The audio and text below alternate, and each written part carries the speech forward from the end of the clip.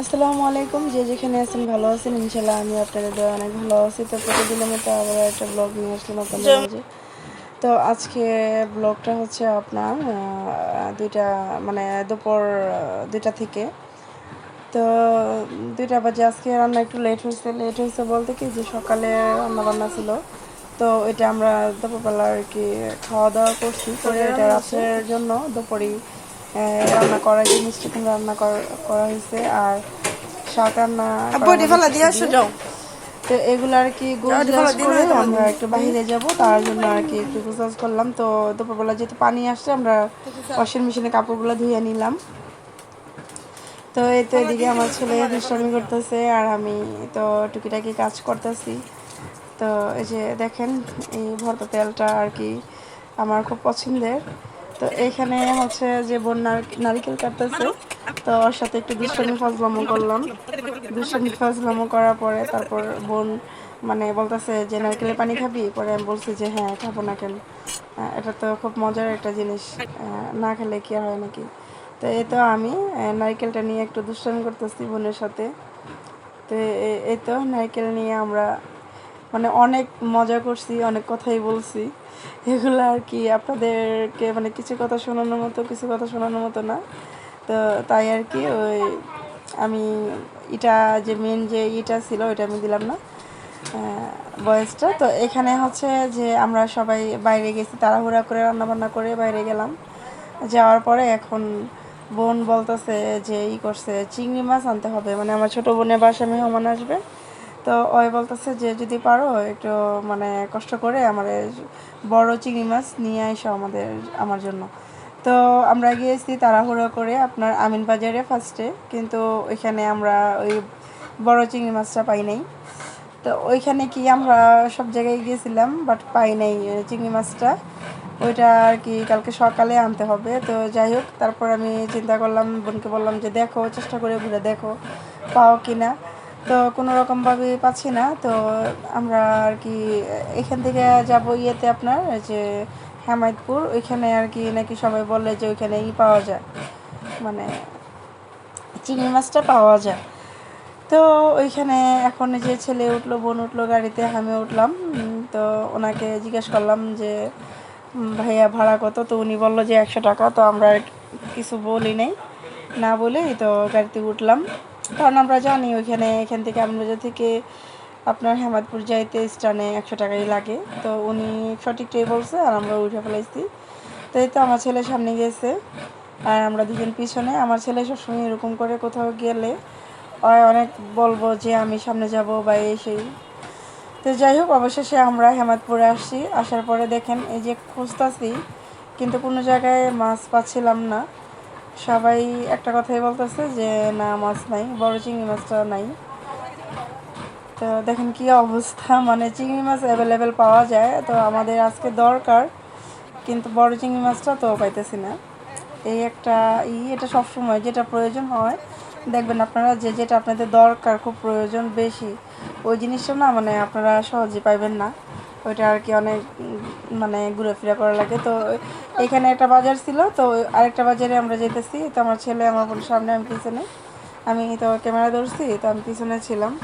তো দেখেন কতটা জায়গায় আমরা ঘুরতেছি শুধু এই চিংড়ি মাছের জন্য। মানে কি বলবো, এতটা মানে টায়ার্ড ছিলাম এগুলা মানে বড় চিংড়ি মাছটা খুঁজতে খুঁজতে। লাস্টে আমি খুব বিরক্ত হয়ে গেছিলাম, এত বিরক্ত হয়েছি যে দেখেন এমনি গরমের দিন, তার মধ্যে আবার হয়েছে কি আপনার বোরকা পরে গেছি, তো আরও বেশি গরম লাগতেছিল। আর ঘোরাফেরা করাটা তো মনে করেন বোরকা পরে ঘুরলে অনেক গরম লাগে অনেক। আমি সত্যি অনেক টায়ার্ড ছিলাম। তো বোন বলছিল জুতা কেনার জন্য, বলছে জুতা কেনা লাগবে না, যেটার জন্য আসছো সেটা আগে নিয়ে নেই। তো ওইটাই আর কি আমরা খুঁজতেছি এই মাছটা, এই মানে সব জায়গায় দেখতেছি, পাইতেছি না। তো আমার ছেলেও মানে কি বলবো, মানে খুব মানে আমার ছেলে ছোটো হলে কি ভয় খুব ঝানি করতে পারে। আর দেখেন মানে ফুপু ভাতিজা কি সুন্দর গলায় ধরে হাঁটতেছে। তো আমার জিনিসটা খুবই ভালো লাগে। আর আমার ছেলে ওর ফুপির জন্য অনেক পাগল। ঠিক আছে, আমি যদি ওর সাথে একদিন না থাকি বা 2 দিন না থাকি, ওই এক ফোঁটাও কান্না করবো না। আর ওর ফুপু যদি কোনো জায়গায় ওরে রেখে যায়, ওই অনেক কান্নাকাটি করে। আর ফুপি বলতে অনেক মানে অজ্ঞান, ঠিক আছে, মানে পুপিকে ছাড়া কিছুই বোঝে না, মোট কথা এরকম একটা অবস্থা। তো আমার ছেলে খাবারের এদিকে দিকে ধাক্কায় রয়েছে, পরে বলছি বাবা তুমি কিছু খাবা? পরে আমার ছেলে বলতেছে যে হ্যাঁ খাবো আম্মু। তো ছেলের জন্য খাবার নিয়ে নিলাম, বলছি তুমি গাড়িতে উঠে খাইয়ে নিও। পরে বললো যে আপনি ঠিক আছে।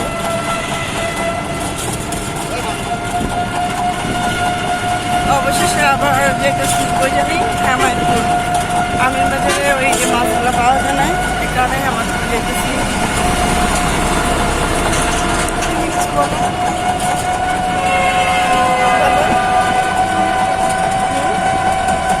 আরে দর্শকদের কিছু দেখেন, উনি একটুখানি জার্নি করে কি অবস্থা দেখেন। আমি জার্নি করতে পারি কিন্তু বাসায় গেলে একদম মানে টায়ার্ড হয়ে যায়, এরকম একটা অবস্থা। তো সবাই পাশে থাকে, দেখতে থাকুন কোথায় যাই। আর মনটা খারাপ হয়ে গেছে, আমি বাজারে আসলাম, মাছ পাইলাম না, এখন আবার যেতেছি আপনার হেমায়তপুর। দোয়া করবেন যাতে হেমায়তপুর যে পাই, কারণ এই মাছটা না পাইলে অনেক মানে অনেক সমস্যা হয়ে যাব, কারণ যেহেতু বাসায় মেহমান আসবে। তো জানি দেখি পাই কিনা। আমাদেরকে কেমন লাগতেছে বলবে। আর গুলা এত পরিমাণে গুলা, মানে অনেকগুলা চোখে। আর দেখেন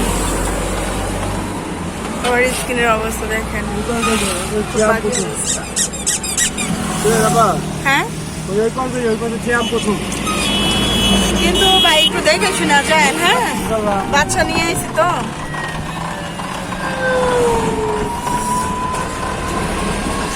একা আসলে আবার ভয় লাগে না, বাচ্চা নিয়ে এসেছি তো, তাই আর কি গাড়িওয়ালা ভাইকে বলতেছি যে একটু সাবধানে যায়। আমি আবার খুব সতর্কবাদী মা, হচ্ছে মানে আমার বাচ্চা নিয়ে এটা আমি খুব সেফ ভাবে থাকি। মানে আমার কথা কোনটা যে আমাদের কিছু হোক, বাচ্চার কিছু না হোক, মারা তো এরকমই হয়, তাই না বলো?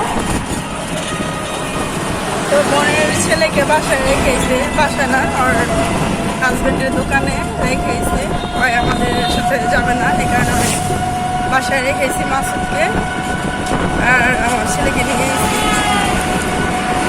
তো দেখতে থাকুন কই যাই করি না করি।